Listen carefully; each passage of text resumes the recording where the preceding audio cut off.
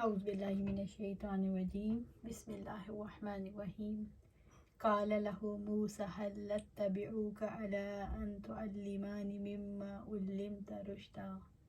موسیٰ علیہ السلام نے اس سے کہا، کیا میں آپ کے پیچھے آ سکتا ہوں کہ آپ مجھے اس بھلائی میں سے سکھائیں جو آپ کو سکھائی گئی ہے۔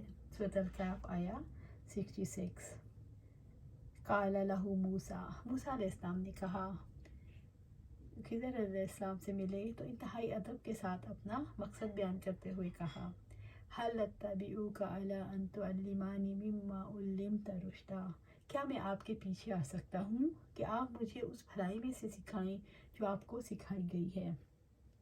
کیا میں آپ کی پیروی کروں کہ آپ مجھے وہ علم سکھا دیں جو اللہ تعالیٰ نے آپ کو عطا کر رکھا ہے، تاکہ اس کے ذریعے سے میں رشد و ہدایت کی راہ پا سکوں اور اس علم کے ذریعے سے ان تمام قضیوں میں حق کو پہچان سکوں۔ خضر علیہ السلام کو اللہ تعالیٰ نے الہام و کرامات سے نوازا تھا، جس کی وجہ سے انہیں بہت سی چیزوں کے اسرار و نہاں کی اور جو دوسرے لوگوں پر مخفی تھے، حضرت موسیٰ علیہ السلام پر بھی مخفی تھے، اطلاع ہو جاتی تھی۔ یعنی آپ مجھے نیک علم سکھا دے، میں اس کے لیے آپ کو مجبور نہیں کر رہا۔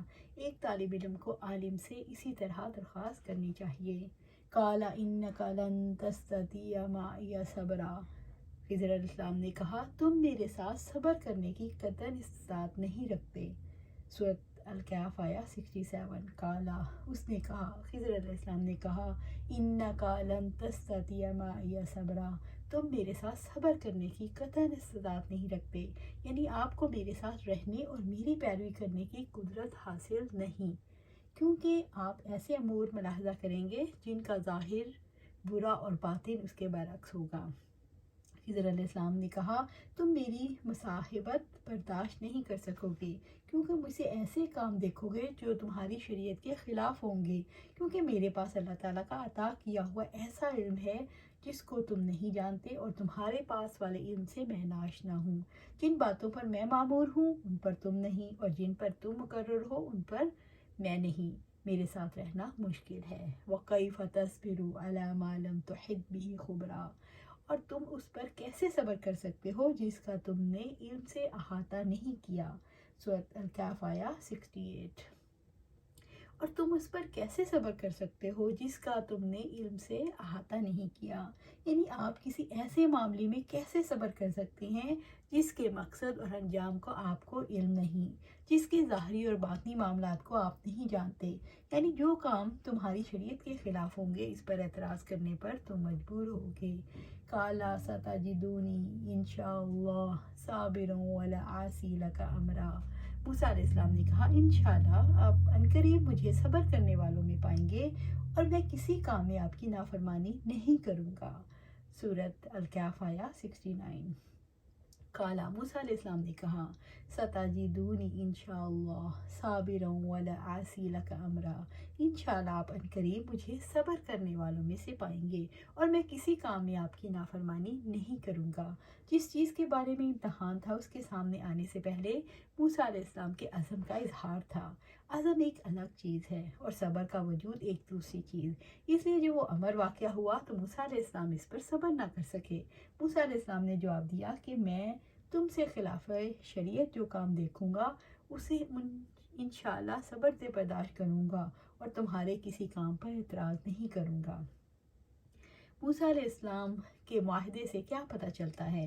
موسیٰ علیہ السلام کے معاہدے سے یہ پتہ چلتا ہے کہ ان کے میدان میں صبر کی ضرورت ہوتی ہے، جبکہ کچھ لوگ ذہن کے اندر ابھرنے والے سوالات کے جواب کے لیے وقت کا انتظار نہیں کر سکتے۔ موسیٰ علیہ السلام کے معاہدے سے بھی یہ پتہ چلتا ہے کہ استاد کی فرما برداری علم کی ضرورت ہے، جبکہ استاد کے بارے میں عام طور پر یہ ذمہ داری محسوس نہیں کی جاتی۔ استاد کی فرما برداری سے حصول علم میں کیا مدد ملتی ہے؟ استاد کی فرما برداری دراصل عاجزی کا اظہار ہے۔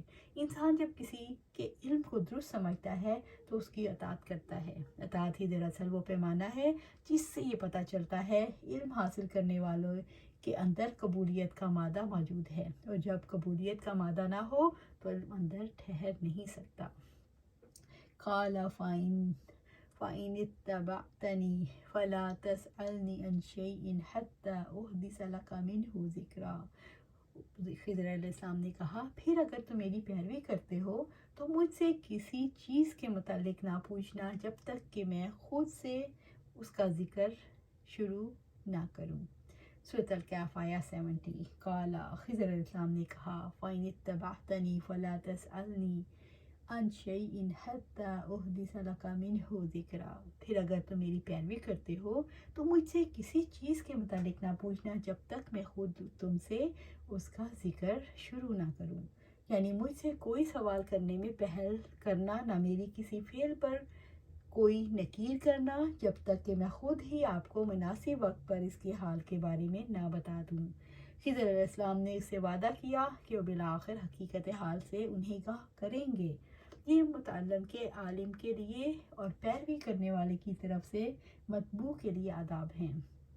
खिज़र अलैहिस्सलाम ने मूसा अलैहिस्सलाम से शर्त करा ली और फरमाया, अगर तुम मेरे साथ रहना चाहते हो तो किसी काम को देखकर इसकी मसलहत मुझसे ना पूछना जब तक कि मैं खुद तुम्हारे पूछे बगैर उसे बतला ना दूँ।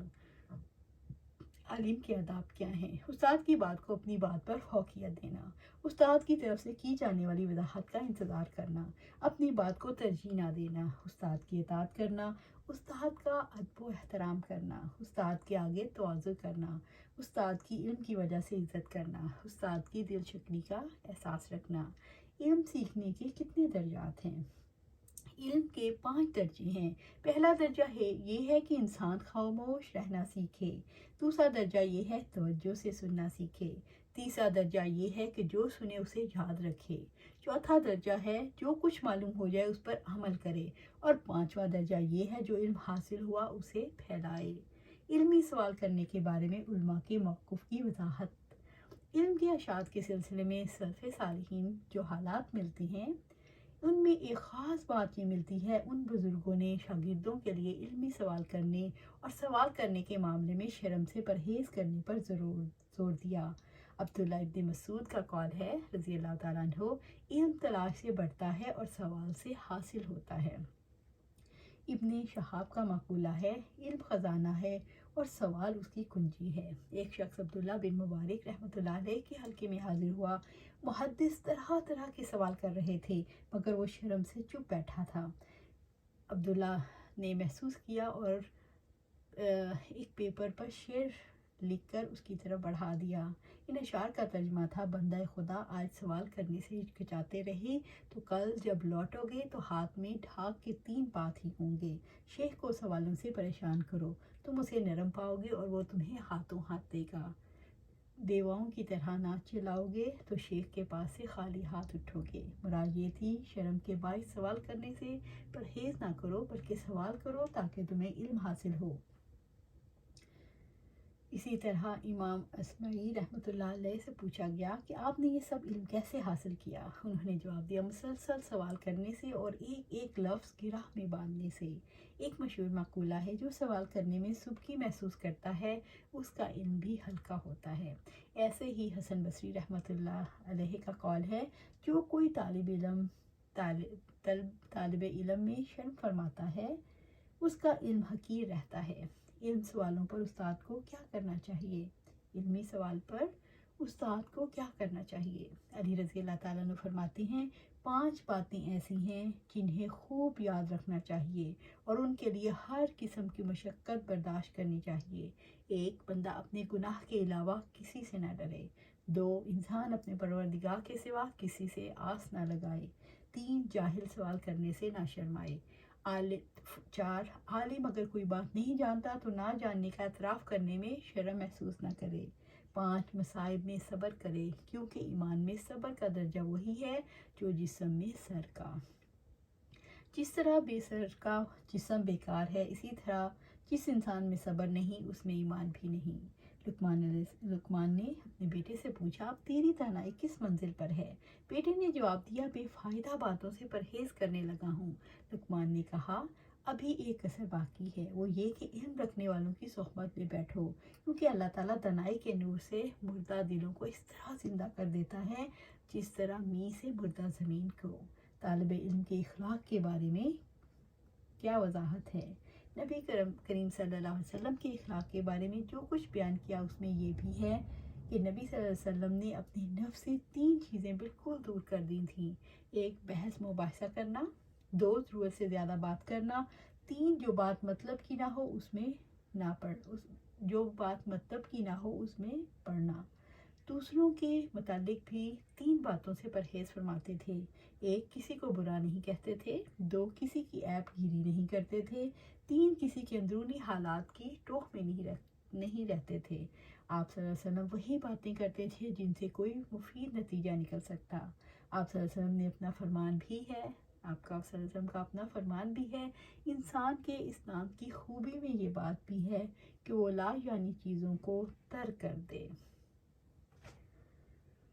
انشاءاللہ اللہ سبحانہ تعالیٰ سے دعا ہے کہ ہمیں قرآن و سنت پر عمل کرنے کی توفیق دے، اور ہمیں بھی اس طرح کی ہمیں ہمت دے کہ ہم بھی جو علم کی محفلوں میں بیٹھیں اور وہاں سے علم کو حاصل کرنے کے لیے سوال کریں، اس پر صبر کریں اور اس کو اپنے اندر اتاریں. اور یہ کب ہوگا؟ جب ہمارے اندر اس کی طلب ہوگی. اللہ سبحانہ تعالیٰ سے دعا ہے کہ ہمیں قرآن و سنت کے مطابق اب زندگی گزارنے کی توفیق دے اور اس پر استقامت دے. آمین یا رب العالمین.